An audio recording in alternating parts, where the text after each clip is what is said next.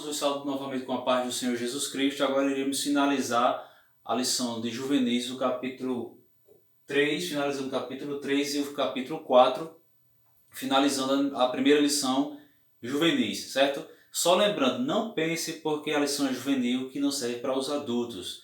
O estudo é bíblico, mas é um estudo muito bom, claro que um assunto diferente e menos exaustivo do que o de adultos, mas é uma lição muito boa. Vamos lá?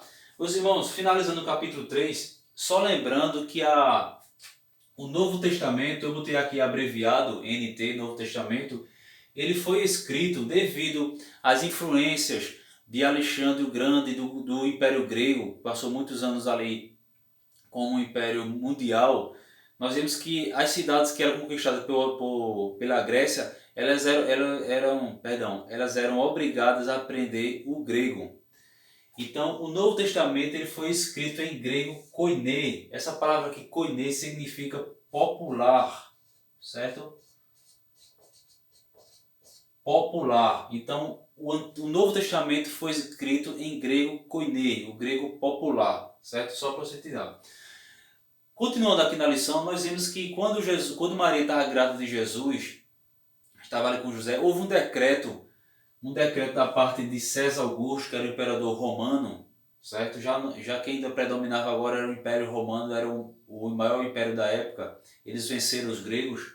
Nós vemos que Augusto César, imperador de Roma, ele faz um decreto que todos fossem para a sua cidade de nascença, ali que fosse ali para as suas cidades, para fazer um alistamento, para saber a quantidade de pessoas, essas coisas todas. Aí eles vão para Belém. Quando chegam em Belém, Maria sofre ali as contrações do parto e Jesus nasce. A estalagem estava cheia e Jesus nasceu numa manjedoura ali, onde ficavam os animais ali. Então Jesus ele nasce em Belém, certo? Nós podemos ver aqui, nós podemos ler lá em Miqueias, capítulo 5, versículo 2. Miqueias, capítulo 5, versículo 2, que diz o seguinte: E tu, Belém Efrata, posto que pequeno entre milhares de Judá, de ti me sairá o que será Senhor em Israel, e cujas origens são desde os tempos antigos, desde os dias da eternidade. Glória a Deus. Então, era uma profecia de que Cristo nasceria em Belém de Judá, uma cidade da tribo de Judá. Então nós vemos aqui que cumpre, mais uma vez se cumpre, glória a Deus, como as palavras de Deus se cumprem, glória a Deus. E Jesus ele nasce ali em Belém, certo? Já na época de Jesus, quando Jesus já era mais adulto, já era adulto, nós vamos falar agora as pessoas que eram os líderes ali das regiões ali na época de Jesus, quando Jesus já era adulto. O imperador, na época de Jesus, quando Jesus já era adulto, não era mais Augusto César. O imperador era Tibério César. Lembrando que esse nome César, ele é um título, assim como, por exemplo, no Egito, Faraó é um título. Então, todos aqueles que chegavam a ser rei no Egito, ele recebia o título de Faraó. Então, em Roma, o nome César era um título para os imperadores. Então, na época de Jesus, o imperador era Tibério César. Ele era o imperador de Roma, certo? Tinha uma pessoa chamada Pôncio Pilatos. Pilatos ele era governador ali da Judéia. Herodes ele era o tetrarca da Galileia. Filipe, que era irmão de Herodes, ele era tetrarca de uma região chamada Itureia. E tinha outra pessoa também que era Lissânios, que ele era tetrarca de uma região chamada Abilene. Então, só para vocês entenderem que esse daqui eram os líderes ali da época, começando por Tibério, que era o imperador de Roma, e esses outros eram tetrarca, governadores, líderes ali que o Império Romano colocava para administrar certas cidades e certas regiões, certo? Vamos agora iniciar o capítulo 4 aqui da lição Juvenis, onde a lição 4 fala sobre o silêncio de Deus.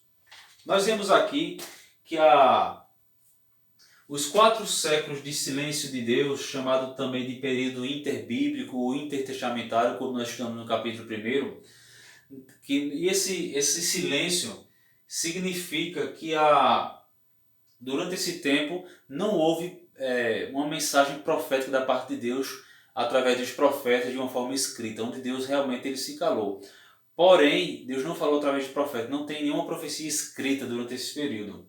Mas nós vemos assim que mesmo assim Deus ele não deixou de se manifestar para a humanidade. Por exemplo, Deus ele não deixa de se manifestar, certo? Por exemplo, nós podemos ver aqui nos capítulos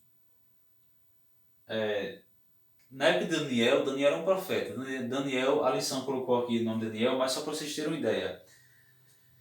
Que o livro de Daniel, capítulo 2, 7 e 8, ele fala que após a divisão dos reinos da Babilônia, veriam outros reinos, como o Medo-Persa, o grego e o romano. Certo?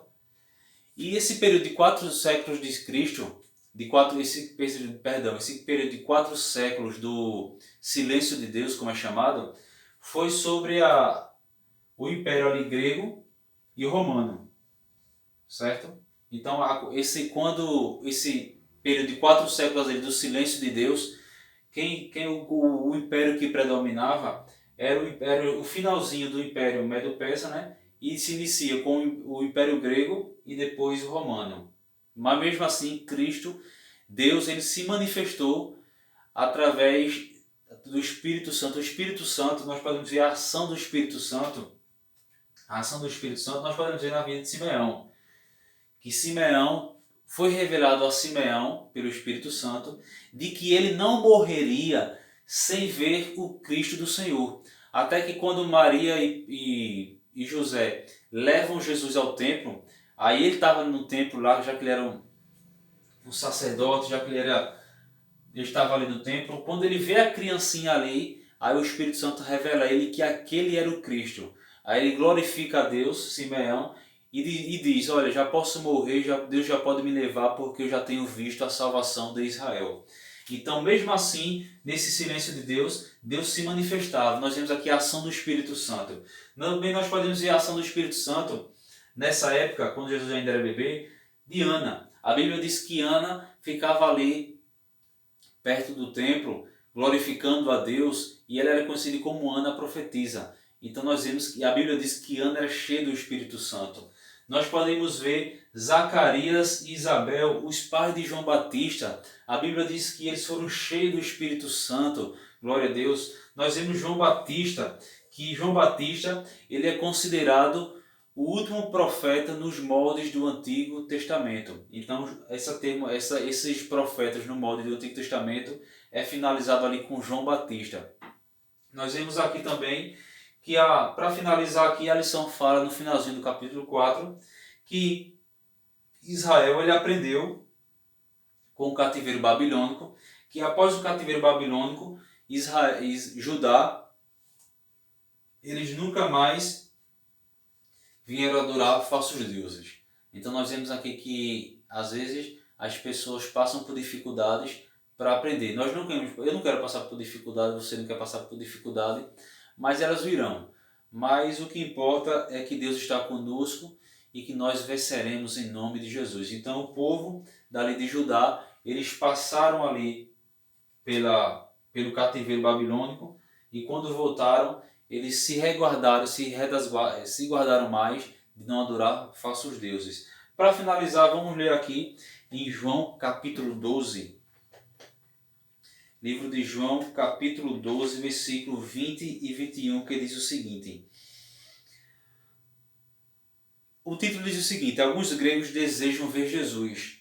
Ora, havia alguns gregos entre os que tinham subido a adorar no dia da festa. Estes, pois, dirigiram-se a Filipe, que era de Betsaída da Galileia, e rogaram-lhe, dizendo: Senhor, queríamos ver a Jesus. Então nós vemos aqui que era a cultura grega, a influência grega ainda era muito grande naquela época de Jesus. E é de uma forma tão grande que o Novo Testamento todo foi escrito em grego koiné, que é o grego popular. Então nós vemos aqui, vou finalizar por aqui, espero que vocês tenham aprendido. Paz do Senhor Jesus Cristo, e na próxima semana nos veremos no capítulo 2 aqui da lição. Paz do Senhor, Deus abençoe a sua casa e a sua vida.